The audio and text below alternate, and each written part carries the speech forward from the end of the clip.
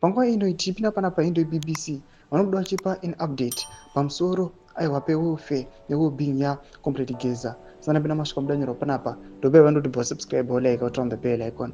Timida paindo pake vakomana veBBC vanodanyora achiti update from Geza. Comrade Bombshell Urunesu Geza is informing the nation not to worry about his safety. I'm safe.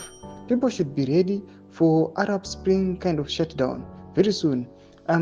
Release a press briefing Geza. Tomasvika nobuda panapa atikuna kuti Geza arikuya panapa achiudza vanhu vakomana, don't worry, I'm safe. And number 2, panapa tinoda kunza a shutdown yarikuya kutaura achiti Arab Spring kind of shutdown. Handinyazoziva kuti Arab Spring shutdown yakambonyatso kumira sei, but vakomana vaGeza vachiuya panapa kutaura mashoko avo anyatsoratidza kuti aiwa they are uniting aiwa sezvakamboitika panguva inoi, and their attack aiwa yavari kuuya nayo panguva inoi aiwa vanhu vachatozonyatso kuzongobhilivha zvazombosvika vachazombozvionera paground.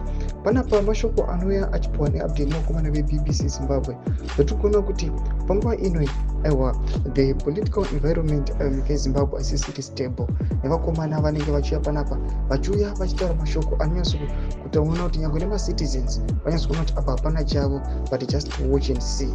Voona kuti aiwa vakomana vachapedzerana sei, inoda kuti kuri kuoneka kunzi makey players vakomana vari in the same party ende vakomana vaingowirirana kubva kumashure. Tudze mafunguro enyu noti kudii pamusoro pechitiko chiona aiwa mawar fighters mawar veterans vachidzoka vachida kurestowa aiwa order munyika. Tudze mafunguro enyu pina comment section medu, subscribe or like, turn on the bell icon.